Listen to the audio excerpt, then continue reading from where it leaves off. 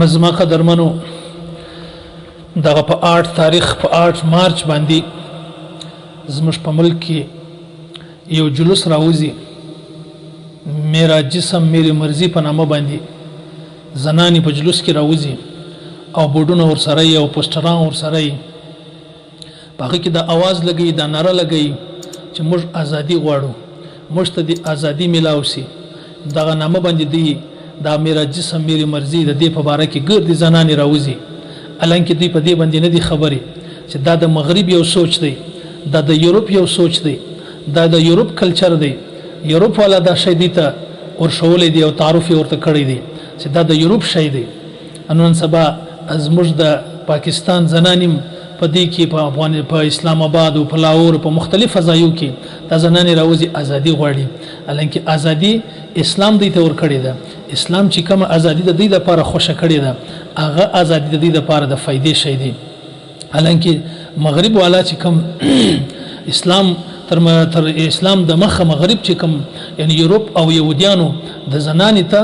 د نبی اسلام د زمانه سره مخ کې به هغه شبنجلې پیدا سو هغه بزوندې شخوله او پلار به د عیب غني د عیب شماري چې زما لور پیدا سي او زما لور د بل چا سره واده وکي دا د بدوی د پاره ډیر غټ عیب هو او بل زنانې په منډي کې خرڅولې په منډي کې به سودا وکړه به زنان د ځان سره بوتله به د کور کارونه او خدمتونه زنخستل به چې په طبيعت نه را لبرته به بل منډي ته وړه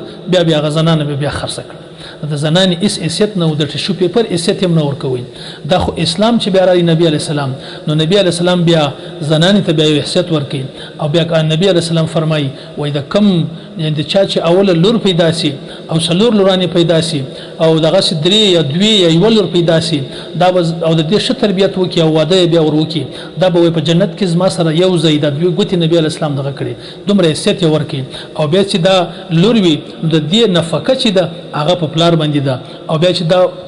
واده سي به د دې نفقه او د دې خوراک چې هغه په خاوند باندې دی او بیا دغه چې سپنسري سي بیا د بچانو دغه خدمت کوي او د بچانو ته دا ویلي دي چې د دې د قدمو لاندې جنت دی د دې په خدمت باندې ته جنت ملاويږي او د دې په خدمت باندې به الله ستاسو راضي وي بیا دغه حیثیت الله پاک زنان ته ور کړی دی او بیا الکته یو د پلاری سم ملاويږي او انجلې چې دغه ته د پلاری سم ملاويږي بیا چې خاوند وفات شي دغه بیا د میراث کې سم ملاويږي اسلام خود د زناني اصل عزت خو اسلام ور کړی دی زنان ته یورپ سه عزت ور کړی دی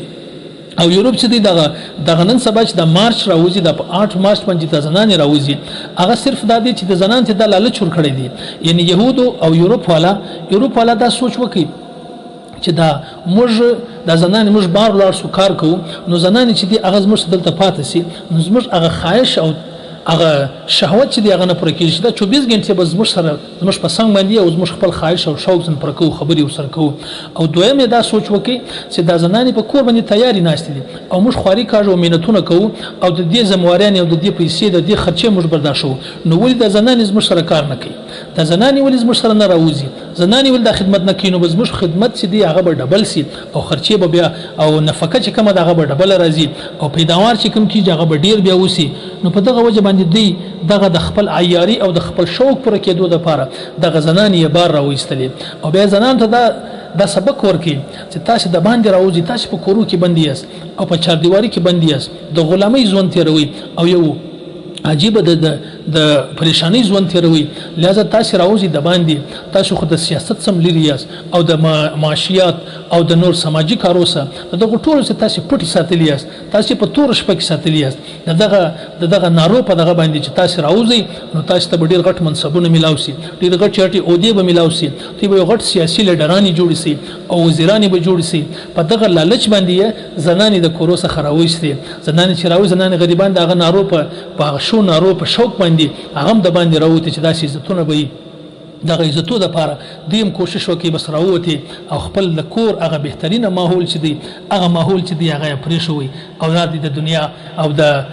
د کاروبار او د سیاست او په نور په دغه شانو کې چې دی ځان مبتلا کی او دغه دی ازادي وای او د چې کوم ټیم په دغه نارو باندې دوکسوي دوی راکش کړي سړکو ته راوستي او روډو ته راوستلې او په دفترانو کې کلرکانی جوړ کړي او د پردو خلکو یعنی پرایویټ سکیورټیان جوړ کړي او دغه سي د تجارت د چمکاوېدو لپاره سیلز ګرل په نامه او ماډل ګرل په نامه باندې دوی چې دی استعمال کړي او د دوی هر اندام او هر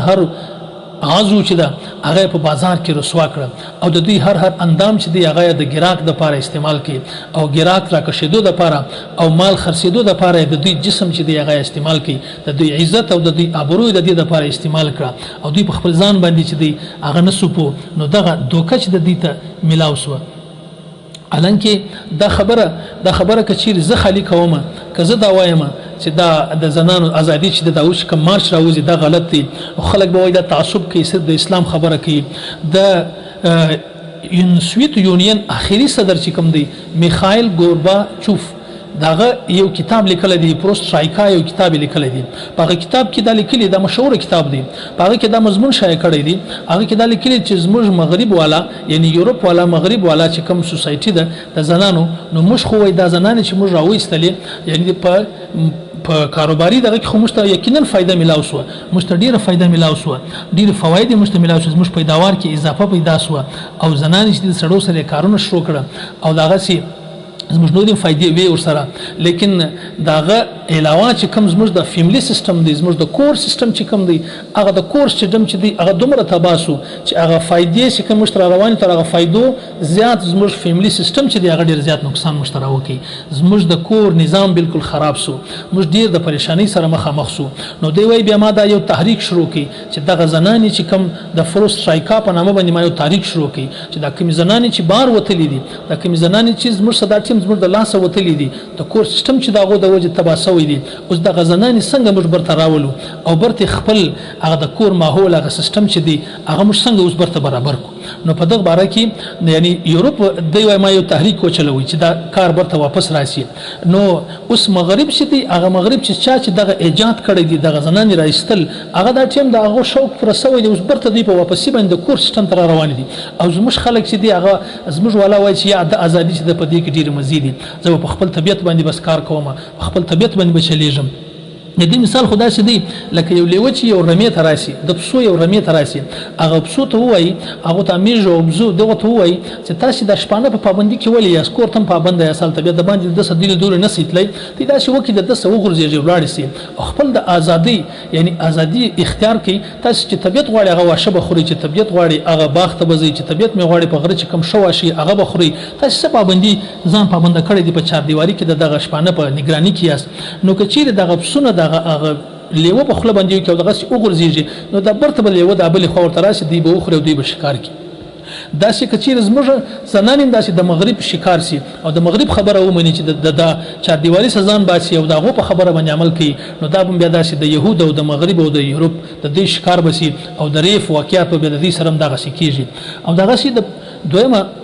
خبر ده چې دا په دنیا کې هر قیمتي شی لکه سونا داسې قیمتي شان چې دی هغه خلک پټ کړي دي په پیټي کې شي دی هغه ته تعالی لګي هغه ډیر حفاظت کوي دغه چوکیدار بندوبست کوي او لکه او دغه شی په زموږ په بدن کې زړه چې دی الله پاک څومره پټ ساتلې دي د ملا او د مخ ته د پښتۍ دغه په هډو په منځ کې ساتلې دی ول هغه قیمتي شی دی دماغ څومره شایسته په دغه انداز ساتلې دي د سترګو د نن تور چې کوم هغه څومره د باڼه ول دی په حفاظت کې ساتلې دي دا قیمتي شان دی الله پاک چې دی د خلک دا شانم الله پاک قیمتي ساتلې دي نو دغه سي زنانه چې هغه یو قیمتي شی ده هغه به مش پټه ساتو زنانه ته په عربي کې مستوره وای مستوره معنی پټه او عورت چې هغه معنی هغه شی چې هغه پټ شي هغه چې پټ وي هغه شی نو په دغه وجه عورت ورته ویل کیږي نو زنانم داسې شی ده چې هغه سړی قیمتي شی هغه سړی پټه وساتي داغه د پټ او ساتلو اخیری دغه د دې چې په کور کې د په چار دیواری کې په پرده کې خپل نظام او خپل کور چلهي بل دا دوکه ورکړ چې تاسو بار راسي د کور خدمت اوس کدلته د پلار خدمت کوي د ورور خدمت کوي د خاوند خدمت کوي